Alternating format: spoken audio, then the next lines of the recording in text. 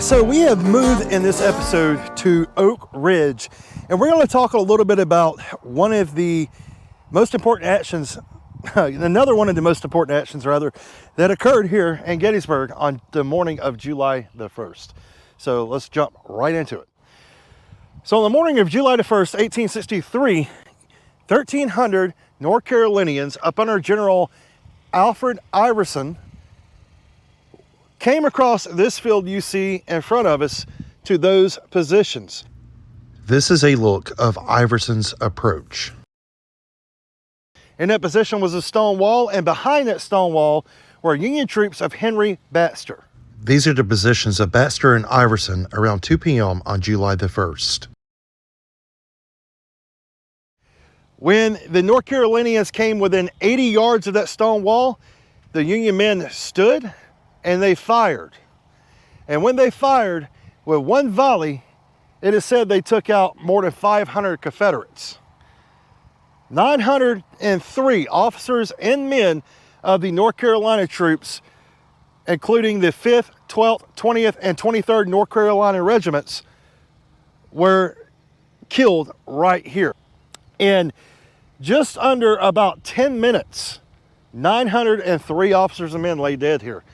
And if you look straight out in front of us, that is the furthest point that the North Carolina troops advanced before they were fired upon.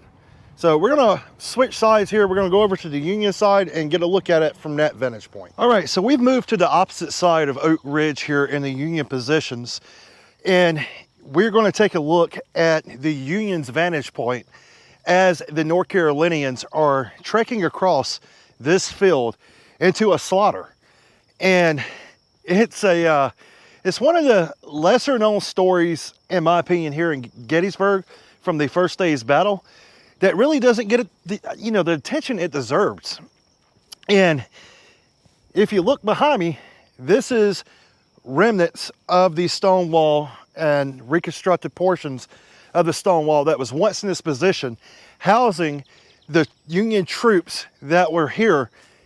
And they rose up as the North Carolinians were 80 yards to my right, and they fired a volley. And that volley killed about 500 North Carolinians with one volley.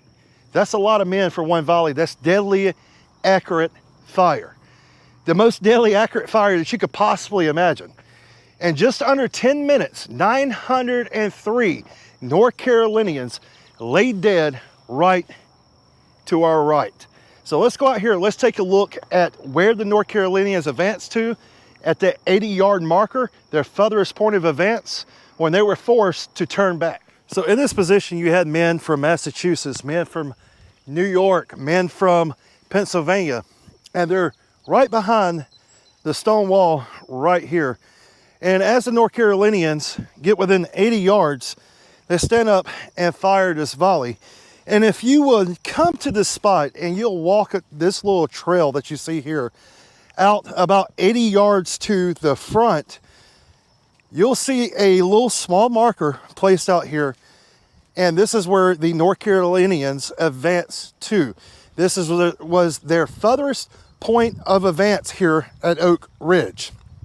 And if you can imagine the field in front of us, 903 men died in just over 10 minutes of fire. That's absolutely insane. So when you talk about blood-soaked ground, this spot, especially on this battlefield, is blood-soaked. So the North Carolinians was only able to advance this far to the Pennsylvania troops. before they were basically sent running or captured or killed. And the regiment that was responsible for this was the 88th Pennsylvania Volunteers, 2nd Brigade, 2nd Division, 1st Corps of the Union Army. And you can see right here on the afternoon of July 1st, 1863, the regiment charged to this point, capturing 2 battle flags and a number of prisoners. Kind of hard to read there. And this was erected by survivors in 1883. So this is your vantage point if you're a North Carolinian, where you will be attacked at. So the 88th Pennsylvania stood, fired at volley, they fired a few more volleys and attacked to this point. And by the end of 10 minutes, 903 officers and men of the North Carolina Regiment lie dead in this field or prisoner. So very somber place on the battlefield.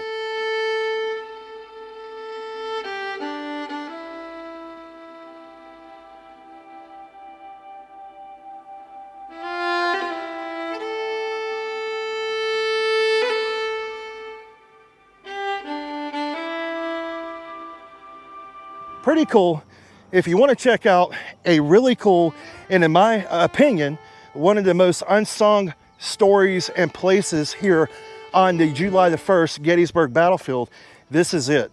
This is the epitome of July the 1st, 160 years ago today here in Gettysburg. So by the end of the afternoon of July the 1st, 1863, at 4 o'clock in the evening, repeated Confederate onslaughts in this area and assaults in this area by the Confederate Army had battered the Union lines.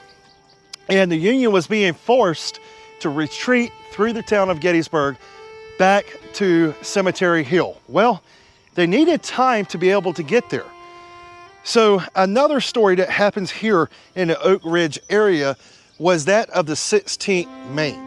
They needed time to retreat from this Confederate army that was continuing to assault these positions. They just couldn't hold out anymore. They needed someone to help buy that time. So the 16th Maine was tasked with holding their position at all cost. Well, they took that task and they held up to it until they just couldn't hold anymore, and they started falling back to the unfinished railroad cut. When they got to the unfinished railroad cut, capture was inevitable. They were going to fall either victim as a casualty or be captured by the Confederate Army. So what they did is the officer of the 16th Maine, Colonel Charles Tilden, took his saber, he broke it in half, and the men started ripping the battle flag of the 16th Maine to shreds. They didn't want it into Confederate hands. So he refused to give up his saber, and they refused to give up their colors. At the end of this, only 57 of the Maine men of the 298 that were right behind me in these fields survived on the end of July the 1st, 1863. 57 men out of 200, just over 298 men ended up becoming killed, wounded, or missing. And those 57 that were left were all captured. So one of the unsung stories here of heroism in Gettysburg. Until next time, guys, from here at Oak Hill in Gettysburg, Pennsylvania, keep preserving history, stay safe, and stick around as we continue this series. We'll see you soon. Thank you for tuning in. Don't forget to like, share, and subscribe. And also visit our friends at Addressing Gettysburg, Project Past, The History Underground, Vlogging Through History, American Battlefield Trust, and Emerging Civil War. See you on the next adventure.